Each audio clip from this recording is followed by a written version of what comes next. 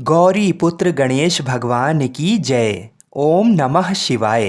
बोलिए शंकर पार्वती भगवान की जय। मित्रों, आज सावन का छठा सोमवार है और ये सोमवार अधिक मास में पड़ रहा है। कहते हैं कि इस दिन भगवान शिव और माता पार्वती की कथा और सावन के सोमवार की व्रत कथा को सुनने से मनुष्य के सभी संकट कट जाते हैं और मनोकामनाओं की पूर्ति होती है। तो आज मैं आपको सुना रहा हूँ भगवान शिव और माता पार्वती की बड़ी ही दुर्लभ कथा। तो इस कथा को बड़ी श्रद्धा और प्रसन्न चित्त मन से पूरा सुनिएगा। एक बार की बात है, माता पार्वती शिव जी को पति रूप में प्राप्त करने के लिए घोर तप कर रही थीं। उनके तप को देखकर देवताओं ने शिव जी से देवी की मनोकामना को पूर्ण करने की प्रार्थना की। शिव जी ने पार्वती जी की परीक्षा लेने सप्त ऋषियों को भेजा। सप्त ऋषियों ने शिव जी के सैकड़ों अवगुण गिनाए, पर पार्वती जी को महादेव के अलावा किसी और से विवाह मंजूर नहीं था। सज्जनों, विवाह से पहले सभी वर अपनी भावी पत्नी को लेकर आश्वस्त होना चाहते हैं। इसलिए शिव जी ने स्वयं भी पार्वती जी की परीक्षा लेने की ठानी। भगवान शंकर प्रकट हुए और पार्वती जी को वरदान देकर अंतर्ध्यान हुए।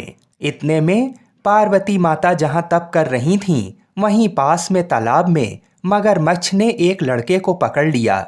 लड़का जान बचाने के लिए चिल्लाने लगा। पार्वती जी से उस बच्चे की चीख सुनी नहीं गई। द्रवित हृदय होकर वह तालाब पर पहुंची। देखती हैं कि मगरमच्छ लड़के को तालाब के अंदर खींच कर ले जा रहा है। लड़के ने देवी को देखकर कहा, मेरी ना तो माँ है, ना बाप, ना कोई मित्र। माता, आप मेरी रक्षा करें। पार्वती जी ने कहा, हे मगरमच्छ, इस लड़के को छोड़ दो। मगरमच्छ बोला, दिन के छठे पहर में जो मुझे मिलता है उसे अपना आहार समझकर स्वीकार करना मेरा नियम है।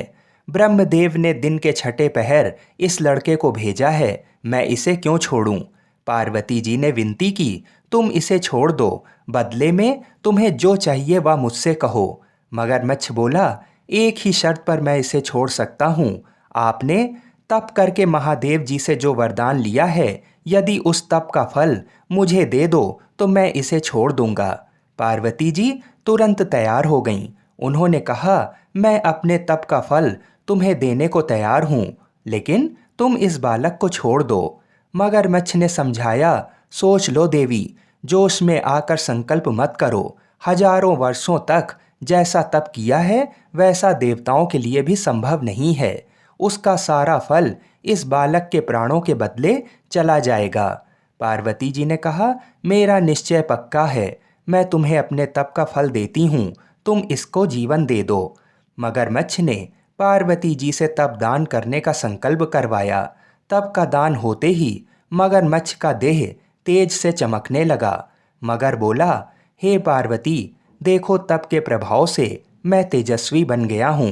तुमने जीवन भर की पूंजी एक बच्चे के लिए व्यर्थ कर दी। चाहो तो अपनी भूल सुधारने का एक मौका और दे सकता हूँ। पार्वती जी ने कहा, हे ग्रह, तब तो मैं पुनः कर सकती हूँ, किंतु यदि तुम इस लड़के को निगल जाते तो इसका जीवन वापस नहीं मिल सकता था। देखते ही देखते वह लड़का अदृश्य हो गया। मगरमच्छ भी लुप्त हो गया। पार्वती जी ने विचार किया, मैंने तप तो दान कर दिया है, अब पुनः तप आरंभ करूंगी। पार्वती जी ने फिर से तप करने का संकल्प किया। भगवान सदाशिव फिर से प्रकट होकर बोले, पार्वती, भला अब क्यों तप कर रही हो? पार्वती जी ने कहा, प्रभु, मैंने अपने तप का फल दान कर दिया है। आपको पति रूप में पाने के संकल्प के लिए मैं फिर से वैसा ही घोर तप कर आपको प्रसन्न करूंगी। महादेव जी बोले, मगरमच्छ और लड़के दोनों रूपों में मैं ही था। तुम्हारा चित्त प्राणी मात्र में अपने सुख दुख का अनुभव करता है या नहीं, इसकी परीक्षा लेने को मैंने ये लीला रची थी। अनेक रूपों में दिखने वाला मैं एक ही हूँ। मैं अनेक शरीरों में शरीरों से अलग निर्विकार हूँ। तुमने अपना तप मुझे ही दिया है, इसलिए अब और तप करने की कोई ज़रूरत नहीं है। देवी ने महादेव को प्रणाम कर प्रसन्न मन से विदा किया। बोलिए शंकर पार्वती भगवान की जय।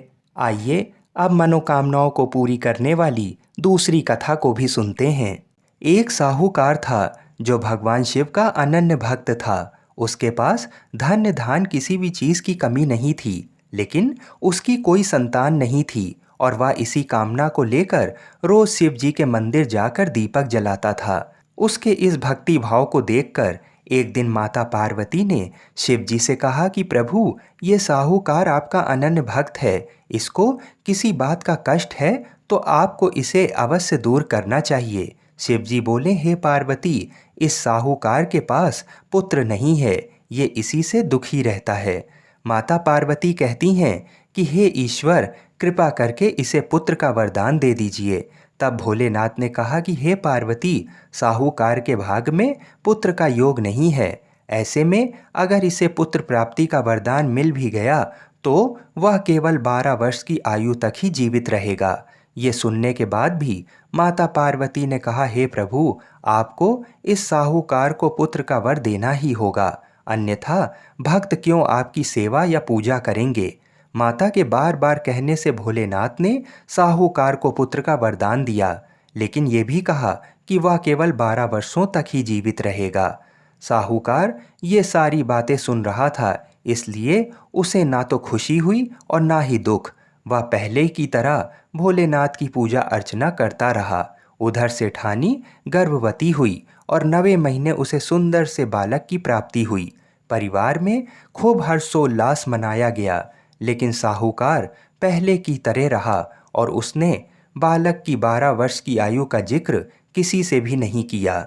जब बालक 11 वर्ष की आयु का हो गया तो एक दिन साहूकार की सेठानी ने बालक के विवाह के लिए कहा, तो साहूकार ने कहा कि वह अभी बालक को पढ़ने के लिए काशी भेजेगा। इसके बाद उसने बालक के मामा जी को बुलाया और कहा कि इसे काशी पढ़ने के लिए ले जाओ और रास्ते में जिस भी स्थान पर रुकना वहाँ यज्ञ करते और ब्राह्मणों को भोजन कराते हुए आगे बढ़ना। वे लोग ये सब करते हुए ही आगे बढ़ रहे थे कि रास्ते में एक राजकुमारी का विवाह था। जिससे उसका विवाह होना था वह एक आंख से काना था। तो उसके पिता ने जब अति सुंदर साहूकार के बेटे को देखा तो उनके मन में आया कि क्यों ना इसे ही घोड़ी पर बिठाकर शादी के सारे कार्य संपन्न करा दिए जाएं। तो उन्होंने मामा से बात की और कहा कि इसके बदले में वह अथाह धन देंगे, तो वह भी राजी हो गया। इसके बाद साहूकार का बेटा विवाह की वेदी पर बैठ गया और जब विवाह कार्य संपन्न हो गया तो जाने से पहले उसने राजकुमारी की चुंदरी के पल्ले पर लिखा कि तेरा विवाह तो मेरे साथ हुआ है, लेकिन जिस राजकुमार के साथ भेजेंगे वह तो एक आंख का काना है। इसके बाद वह अपने मामा के साथ काशी के लिए चला गया। उधर जब राजकुमारी ने अपनी चुनरी पर यह लिखा हुआ पाया तो उसने राजकुमार के साथ जाने को मना कर दिया।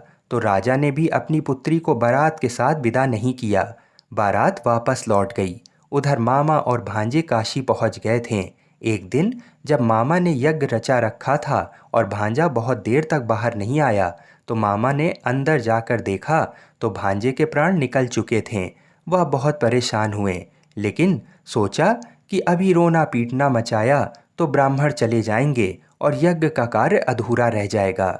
जब यज्ञ संपन्न हुआ तो मामा ने रोना पीटना शुरू किया। उसी समय शिव पार्वती उधर से जा रहे थे तो माता पार्वती ने शिव जी से पूछा कि हे प्रभु, ये कौन रो रहा है। तभी उन्हें पता चलता है कि ये तो भोलेनाथ के आशीर्वाद से जन्मा साहूकार का पुत्र है। तब माता पार्वती कहती हैं कि हे स्वामी, इसे जीवित कर दें, अन्यथा रोते रोते इसके माता पिता के प्राण निकल जाएंगे। तब भोलेनाथ ने कहा कि हे पार्वती, इसकी आयु इतनी ही थी, सो वह भोग चुका। लेकिन माँ के बार बार आग्रह करने पर भोलेनाथ ने उसे जीवित कर दिया।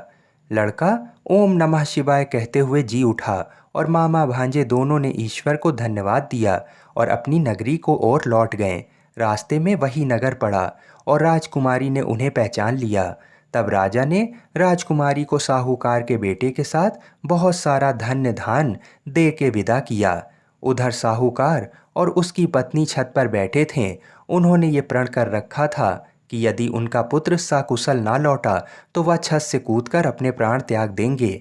तभी लड़के के मामा ने आकर साहूकार के बेटे और बहू के आने का समाचार सुनाया, लेकिन वे नहीं माने। तो मामा ने शपथ पूर्वक कहा। तब तो दोनों को विश्वास हो ही गया और दोनों ने अपने बेटे बहू का स्वागत किया।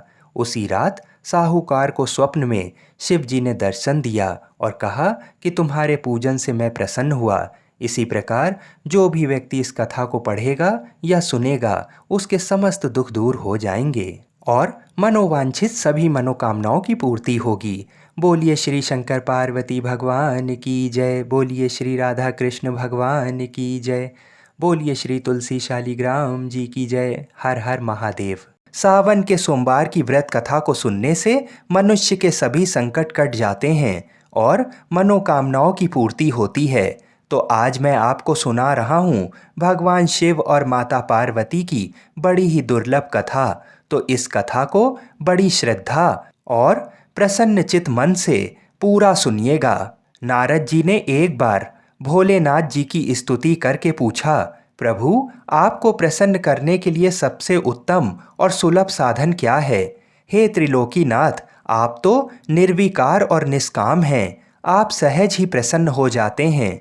फिर भी मेरे जानने की इच्छा है कि आपको क्या प्रिय है। तब शिव जी बोले, नारद जी, वैसे तो मुझे भक्त के भाव सबसे प्रिय हैं, फिर भी आपने पूछा है तो मैं बताता हूँ। मुझे जल के साथ साथ बिल्व पत्र बहुत प्रिय है। जो अखंड बिल्व पत्र मुझे श्रद्धा से अर्पित करते हैं, मैं उन्हें अपने लोक में स्थान देता हूँ। नारद जी भगवान शंकर और माता पार्वती की वंदना कर अपने लोक को चले गए। उनके जाने के पश्चात पार्वती जी ने शिव जी से पूछा, हे प्रभु, मेरी ये जानने की बड़ी तीव्र इच्छा हो रही है कि आपको बेलपत्र इतना प्रिय क्यों है। कृपा करके मेरी जिज्ञासा को शांत करिए। तब शिव जी बोले, हे शिवे, बिल्व के पत्ते मेरी जटा के समान हैं। उसका त्रिपत्र यानी 3 पत्ते ऋग्वेद, यजुर्वेद और सामवेद हैं। शाखाएं समस्त शास्त्र का स्वरूप हैं। बिल्व वृक्ष को आप पृथ्वी का कल्प वृक्ष समझें, जो ब्रह्मा विष्णु शिव स्वरूप हैं। हे पार्वती, स्वयं महालक्ष्मी ने शैल पर्वत पर बिल्व वृक्ष रूप में जन्म लिया था। इस कारण भी बेल का वृक्ष मेरे लिए अति प्रिय है। महालक्ष्मी ने बिल्व का रूप धरा, ये सुनकर पार्वती जी कौतूहल में पड़ गईं। पार्वती जी कौतूहल से उपजी जिज्ञासा को रोक ना पाईं। उन्होंने पूछा, देवी लक्ष्मी ने आखिर बिल्व वृक्ष का रूप क्यों लिया? आप ये कथा विस्तार से कहें। भोलेनाथ ने देवी पार्वती को कथा सुनाना शुरू किया। हे देवी, सतयुग में ज्योति रूप में मेरे अंश का रामेश्वर लिंग था। ब्रह्मा आदि देवों ने उसका विधिवत पूजन अर्चन किया था। इसका परिणाम ये हुआ कि मेरे अनुग्रह से वाणी देवी सबकी प्रिय हो गईं। वह भगवान विष्णु को सतत प्रिय हो गईं। मेरे प्रभाव से भगवान केशव के मन में वाग देवी के लिए जितनी प्रीत उपजी हुई, वह स्वयं लक्ष्मी जी को नहीं भाई। लक्ष्मी देवी का श्री हरि के प्रति मन में कुछ दुराव पैदा हो गया। वह चिंतित और रुष्ट होकर चुपचाप परम उत्तम श्री शैल पर्वत पर चली गईं। वहां उन्होंने तप करने का निर्णय किया और उत्तम स्थान का चयन करने लगीं। महालक्ष्मी ने उत्तम स्थान का निश्चय करके मेरे लिंग विग्रह की उग्र तपस्या प्रारंभ कर दी। उनकी तपस्या कठोरतम होती जा रही थी। हे परमेश्वरी, कुछ समय बाद महालक्ष्मी जी ने मेरे लिंग विग्रह से थोड़ा ऊर्ध्व में एक वृक्ष का रूप धारण कर लिया। अपने पत्तों और पुष्प द्वारा निरंतर मेरा पूजन करने लगीं। इस तरह महालक्ष्मी ने 1 करोड़ वर्ष तक घोर आराधना की। अंततः उन्हें मेरा अनुग्रह प्राप्त हुआ। मैं वहां प्रकट हुआ और देवी से इस घोर तप की आकांक्षा पूछकर वरदान देने को तैयार हुआ। महालक्ष्मी ने मांगा कि श्री हरि के हृदय में मेरे प्रभाव से वाग देवी के लिए जो स्नेह हुआ है वह समाप्त हो जाए।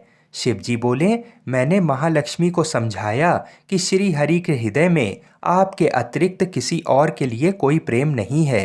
वाग देवी के प्रति उनका प्रेम नहीं अपितु श्रद्धा है। ये सुनकर लक्ष्मी जी प्रसन्न हो गईं और पुनः श्री विष्णु के हृदय में स्थित होकर निरंतर उनके साथ विहार करने लगीं।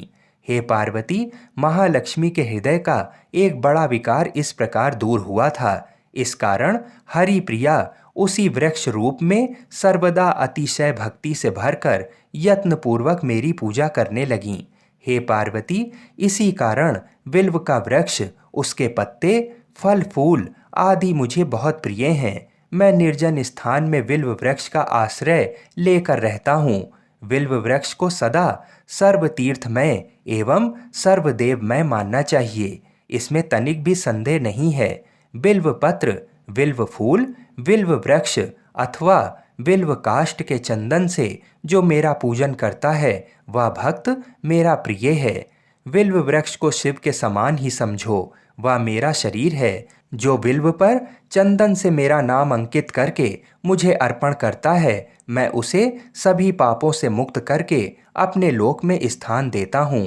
हे देवी, उस व्यक्ति को स्वयं लक्ष्मी जी भी नमस्कार करती हैं जो बिल्व से मेरा पूजन करते हैं। जो बिल्व मूल में प्राण छोड़ता है उसको रुद्र देह प्राप्त होता है, और ऐसे मनुष्य पर सदैव ही माँ लक्ष्मी की कृपा रहती है और साथ साथ भगवान नारायण की भी कृपा उसको सदैव प्राप्त होती है।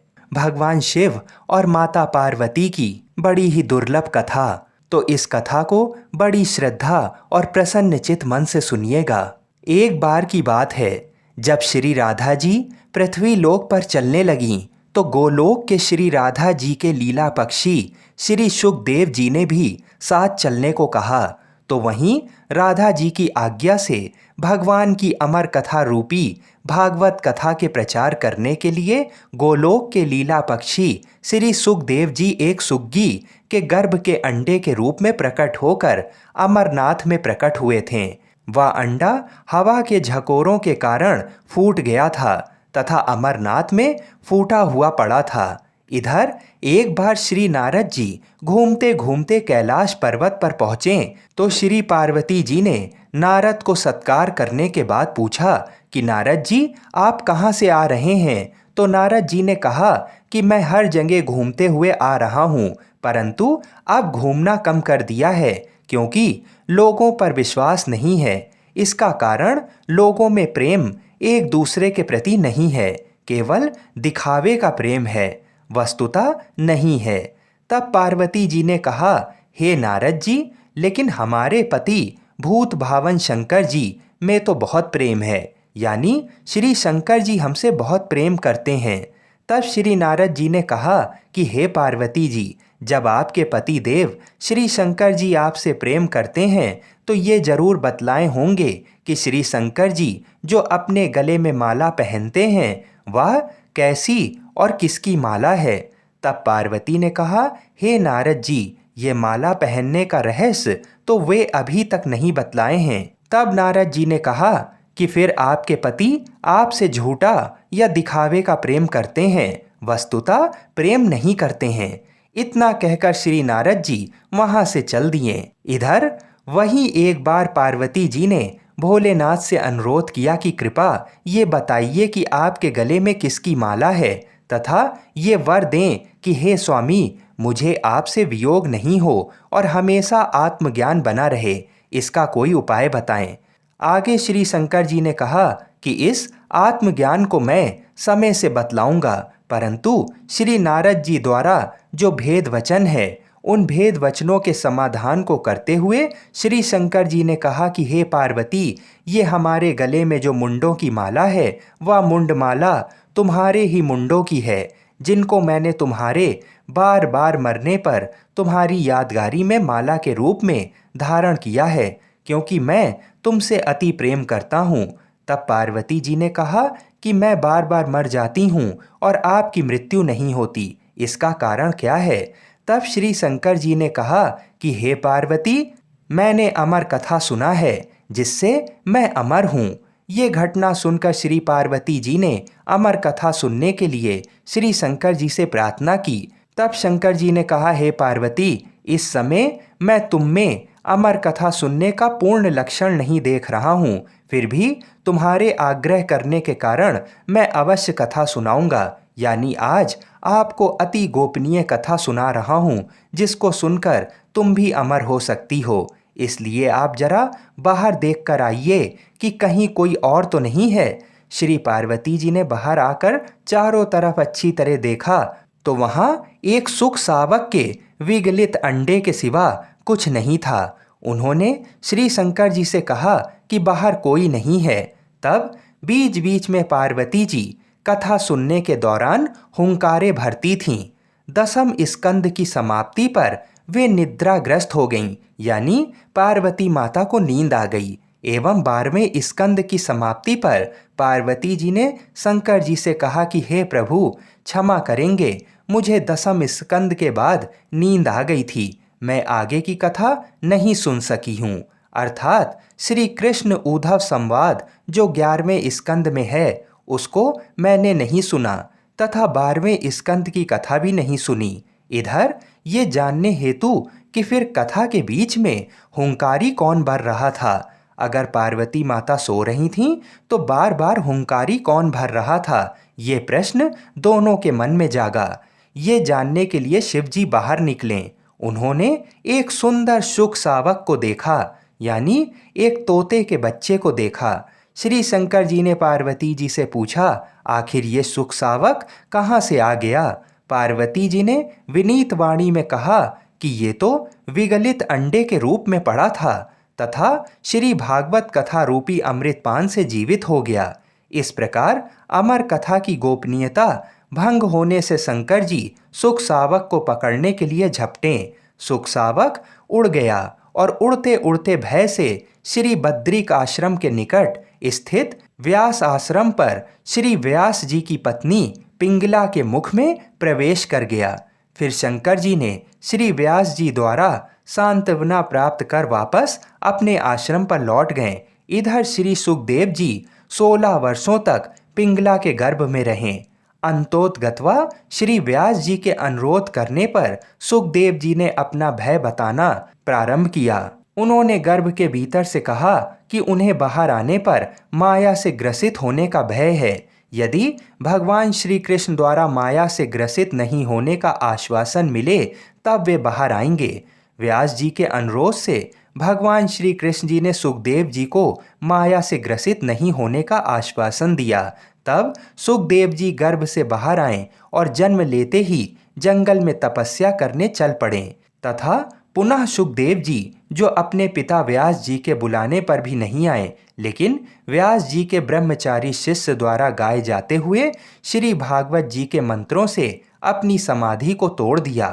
इस श्लोक को पूरा पूरा सुनकर श्री सुखदेव जी ने समाधि तोड़ दी तथा श्लोक को सुनकर उन श्री व्यास जी के शिष्यों के पीछे पीछे चल दिए। इस घटना का मुख्य कारण भागवत कथा ही है।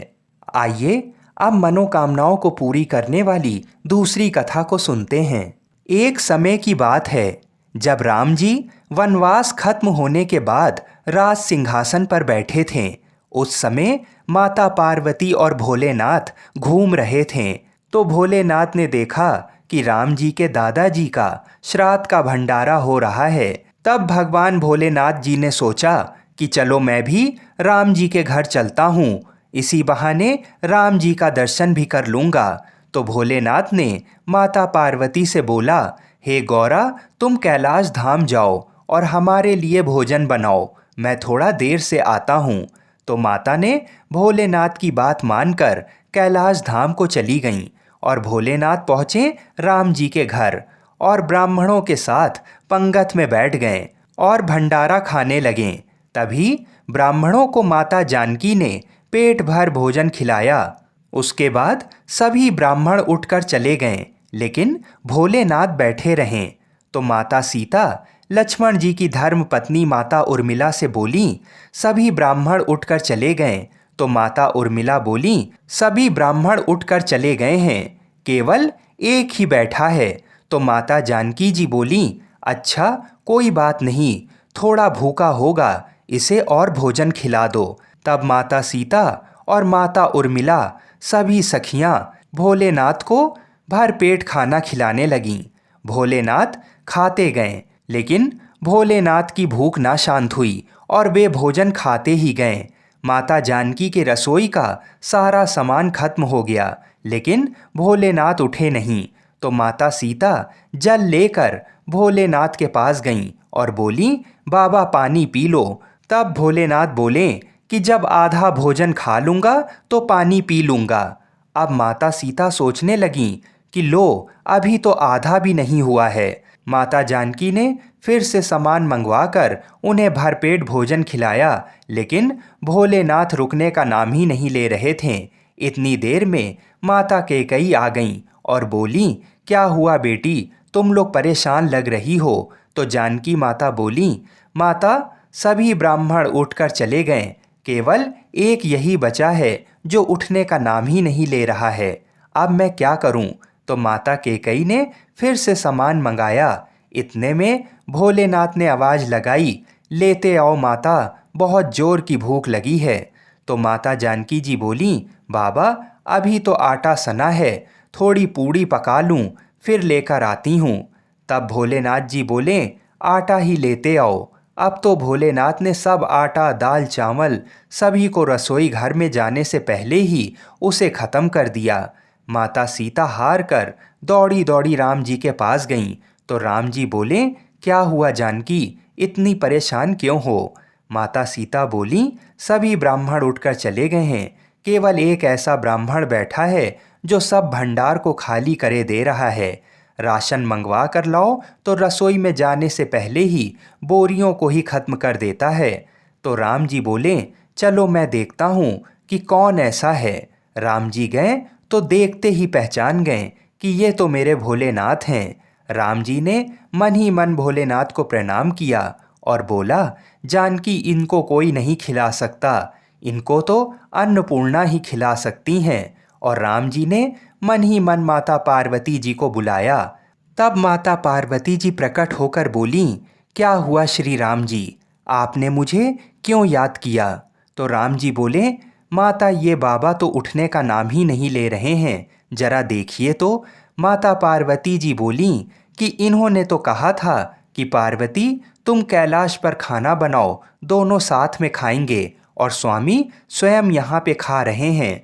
तो माता पार्वती जी बोली, मैं देखती हूँ, रुको। और माता ने एक लड्डू भोलेनाथ जी की थाली में रख दिया। भोलेनाथ उस लड्डू को खाने लगे।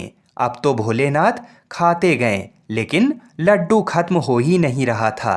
भोलेनाथ ने सोचा, ये लड्डू खत्म क्यों नहीं हो रहा है, और ये तो जाना पहचाना लड्डू लग रहा है। भोलेनाथ जी ने सोचा कि ये कौन सा लड्डू माता सीता उन्हें खिला रही हैं। तब उन्होंने नजर उठाकर माता सीता को देखना चाहा। तब सामने माथे पर लाल बिंदी लगाए स्वयं अन्नपूर्णा माता पार्वती खड़ी थीं। माता बोली, और कितने लड्डू रख दूं? माता पार्वती को देखते ही भोलेनाथ बोले, बस हो गया, और मेरा पेट भी भर गया है। भोलेनाथ उठ गए और सीताराम जी ने भोलेनाथ और माता पार्वती जी का बहुत बहुत आदर सत्कार किया। तब भगवान भोलेनाथ ने प्रसन्न होकर माता जानकी को अखंड सौभाग्यवती होने का वरदान दिया और दोनों जन अंतर ध्यान हो गए। बोलिए शंकर पार्वती भगवान की जय।